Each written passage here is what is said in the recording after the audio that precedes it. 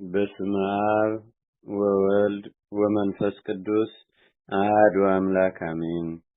አንድ አምላክ በሆነ በአብ በወልድ በመንፈስ ቅዱስ ስም ነሐሴ 15 በዚህች ቀን የመኮንን ርባኖስ ልጅ ቅድስት ክርስቲና በሰማዕትነት አረፈች። አባቷ ጣዖታትን የሚያመልክ ነው። እርሷም አባቷ እንዳስተማራት ታጥናቸው ነበር። በአንዲት ዕለትም አስባ ተመራመረች። በልቧም እግዚአብሔርን መፍራት አደረ። ተነስታም ፊቷን ወደ ምስራቅ መልሳ ቆመች። የምትጓዝበትንም የሕይወት መንገድ ይመራት ዘንድ ጸለየች። መንፈስ ቅዱስም አንድነቱንና ሦስትነቱን ገለጠላት።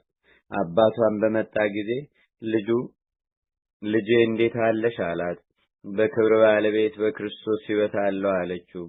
አባቷም ሰምቶ ደነገጠ። ልብሽን ምን ለወጠው አላት። እርሷም ከሰማይ አምላክ ተማርኩ አለችው። ከዚህም በኋላ አባቷ እያዘነ ሄደ። እርሷም ተነስታ ወደ እግዚአብሔር ጸለየች። ያን ጊዜም የእግዚአብሔር መልአክ መጥቶ እንዲህ አላት፣ በርቺ፣ ከሦስት መኳንንት ትሰቀይ ዘንድ አለሽ።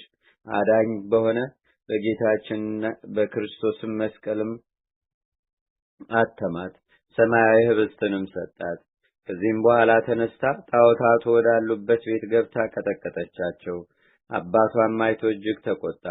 ልጁንም ይገርፏት ዘንድ አዘዘ። ከስጋዋም ስለ ደም ፈንታ ማር ወጣ።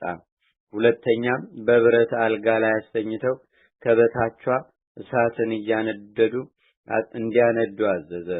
እርሷን የነካት የለም፣ ግን ከአረማውያን ብዙዎችን አቃጠለ። ዳግመኛም በታንኳ አድርገው ወደ ባህር ይጥሏት ዘንድም አዘዘ። በጸለየችም ጊዜ የክብር ባለቤት ጌታችንና አምላካችን መድኃኒታችን ኢየሱስ ክርስቶስ ከመላእክት ጋር መጥቶ ራሱ አጠመቃት። ቅዱስ ሚካኤልም በእሳት ጉጠት የክብር ባለቤት የሆነ የክርስቶስን ሥጋና ደም አቀበላት፣ ከጣዖታት እድፍም አነጻት። በዚያችም ሌሊት አባቷ ርባኖስ ሞተ። ስሙ ዲዮስ የሚባል ሌላ መኮንንም መጣ። ቅድስት ክርስቲናን አምጥተው ራቁቷን ሰቅለው ከበታቿ እሳትን እንዲያነዱም አዘዘ። ሴቶችም ራቁትነቷን አይተው መኮንኑን ረገሙት። እነሱንም በሰይፍ አስቆረጣቸው። እርሷን ግን ምንም አልነካትም። ሕዝቡም ይህን ተአምር አይተው የክብር ባለቤት በሆነ በጌታችንና በአምላካችን በመድኃኒታችን በኢየሱስ ክርስቶስ 30,012 ሰዎች አምነው በሰማዕትነት አረፉ። ከሃዲው መኮንን ድዲዮስም በድንገት ሞተ። ሦስተኛም መኮንን መጣ። የከበረች ክርስቲናንም ይዞ ለአማልክት ትሰዋ ዘንድ አባበላት። እርሷም እንዲህ አለችው፣ አንተና አማልክቶችህ ለዘላለም ወደማይጠፋ የገሃነም እሳት ትወርዳላችሁ። እጅግም ተቆጥቶ ወደ እሳት ማንደጃ ውስጥ እንዲጨምሯት አዘዘ። ምንም የነካት ነገር የለም። ዳግመኛም ለአራዊት ይጥሏት ዘንድ አዘዘ። እነርሱም የእግሯን ትቢያ ላሱ። እባቦችንም የሚያጠምደውን ነከሱትና ወዲያውኑ ሞተ። ሁለተኛም ምላሷንና ጡቶቿን ቆረጡ። የምላሷንም ቁራጭ አንስታ ከመኮንኑ ዓይኖች ላይ ጣለችውና ዓይኖቹን አሳወረችው። ቁጣውንም ተመልቶ ለእባቦች እንዲጥሏት አዘዘ። አንዲቷም እባብ ልቧን ነደፈቻት፣ አንዲቱ ደግሞ ጎኗን፣ እንዲሁም የምስክርነቷን ተጋድሏ በዚህ ፈጸመች። ነፍሷንም አሳልፋ የድል አክሊልን ተቀዳጀች። እግዚአብሔር ምስጋና ይሁን። እኛንም በጸሎቷ ይማረን። በረከቷን በአገራችን በኢትዮጵያ በሕዝበ ክርስቲያኑ ሁሉ ላይ ለዘላለሙ አድሮ ይኑር፣ አሜን። ሰላም ለክርስቲና ዘአጥመቃ እግዚአብሔር ወታበያ መልአኩ ሚካኤል ክቡር ለዛቲ ቅድስት ወንጽሕት እምነው እምነ ሥጋሃ ቅሱር ዘወዘማር ያማር ጉሬም ጌጋይ መሪር። በዘችም ቀን የአንድ ክርስቲያናዊ ባለጸጋ ሰው ልጅ ቅድስት እንባ መሪና አረፈች። የዚችም ቅድስት የእናቷ ስም ማርያም ይባላል። ሕፃንም ሁና ሳለች እናቷ ሞተች። አባቷም አድጋ አካለ መጠን እስከምትደርስ መልካም ትምህርትን እያስተማረ አሳደጋት። አባቷም እርሷን አጋብቶ እርሱ ወደ አንድ ገዳም ሄዶ ይመነኩስ ዘንድ ወደደ። እርሷም አባቷን ያንተን ነፍስ አድነህ የኔን ነፍስ ታጠፋለህን አለችው። እርሱም ስለ አንቺ እንዴት አደርጋለሁ? ከገዳም ውስጥ ሴትን አይቀበሉምና አላት።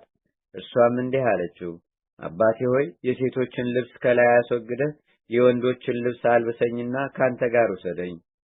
የልቧንም ጽናት አይቶ የወንድ ልብስ አልብሶ ከእርሱ ጋር ወሰዳት። የቀድሞ ስሟ መሪና ነበረ። እርሱ ግን ስሟን ለውጦ እንባ መሪና ብሎ ጠራት። ገንዘቡንም ሁሉ ለድሆችና ለጦም አዳሪዎች በተነ።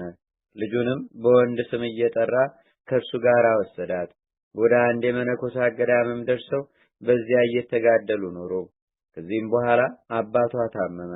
ለሞትም በቀረበ ጊዜ አበምኔቱን ጠርቶ እርሷን ልጁን አደራ ሰጠው። ስለ ገዳም አገልግሎትም ከገዳም እንዳትወጣ ከዚያም በኋላ አረፈና ቀበሩት። የከበረችን ባመሪናም ከአባቷ ተለይታ ብቻዋን ቀረች። በጾም በጸሎት በስግደት ከቀድሞዋ እጥፍ አድርጋ ተጋድሎን ጀመረች።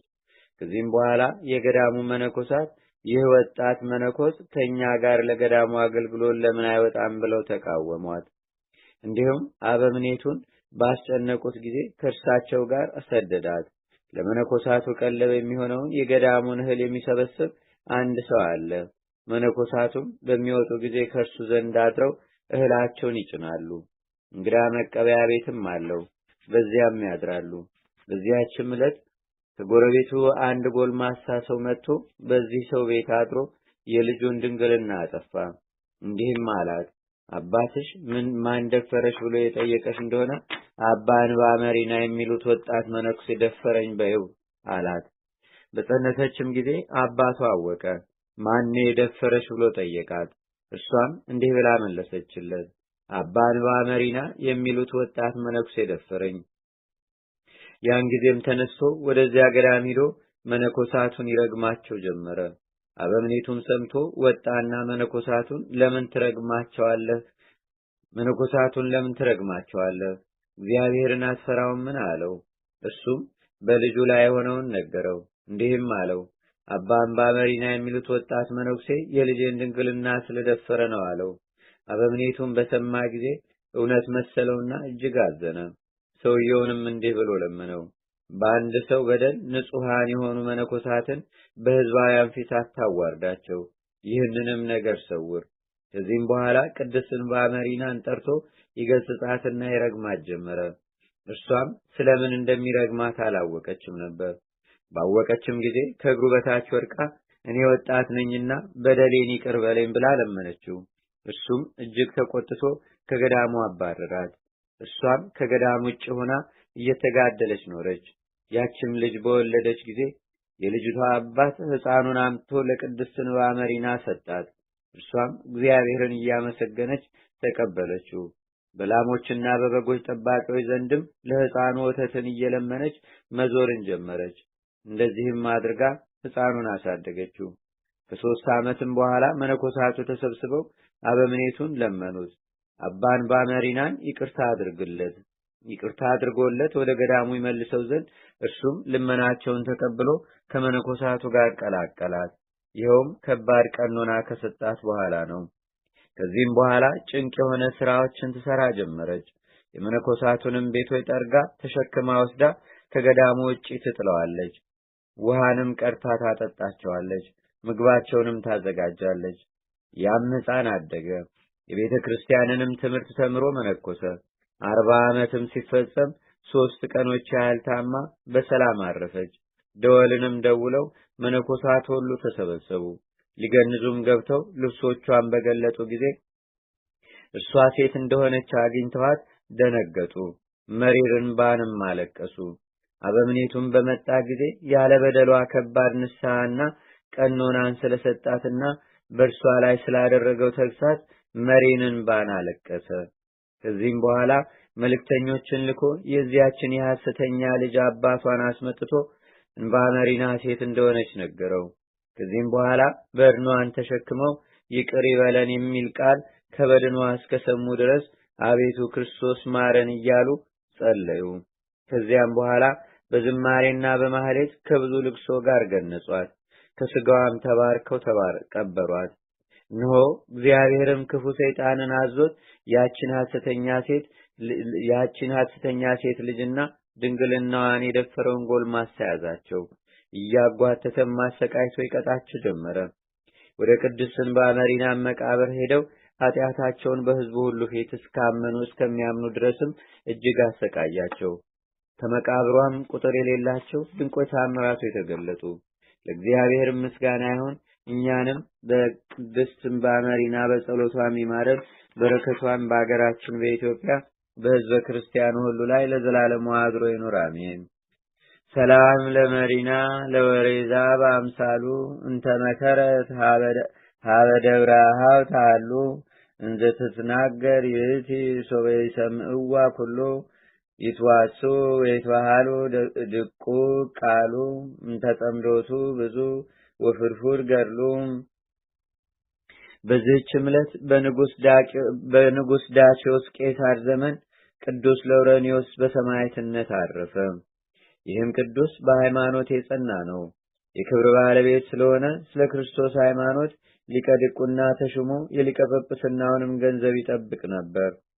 ንጉሥ ስለ እርሱ ሰምቶ አምጥተው ከወህኒ ቤት እንዲያስገቡት አዘዘ።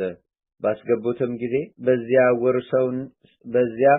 እውር ሰውን አገኘና ዓይኖቹ ይገለጹ ዘንድ በሕያው እግዚአብሔር ልጅ አምነህ በስሙ ትጠመቃለህን አለው። እውሩም አዎን ጌታዬ አለ። ያን ጊዜም በውሃው ላይ ጸልዮ በአብ በወልድ በመንፈስ ቅዱስ ስም አጠመቀው። ያን ጊዜም ዓይኖቹ ተገለጡ። እንዲህም ብሎ ጮኸ። በአገልጋዩ ለወረኒዮስ ጸሎት ዓይኖቼን የገለጸ የክብር ባለቤት ጌታዬና አምላኬ መድኃኒቴ ኢየሱስ ክርስቶስ ይክበር ይመስገን ብሎ ጮኸ። ይህንንም ድንቅ አይተው ብዙዎች አመኑ። ንጉሡም በሰማ ጊዜ የከበረ ለውረኒዮስን ወደ እርሱ ያቀርቡት ዘንድ አዘዘ። ባቀረቡትም ጊዜ ለአማልክት እንዲሰዋ አግባባው። እምቢ ባለውም ጊዜ ጥርሶቹን በድንጋይ ሰበሩ። ልብሶቹንም ገፈው በብረት አልጋ ላይ አስተኝተው ሥጋው እስከሚቀልጥ ከበታቹ እሳትን አነደዱ። እርሱም ነፍሱ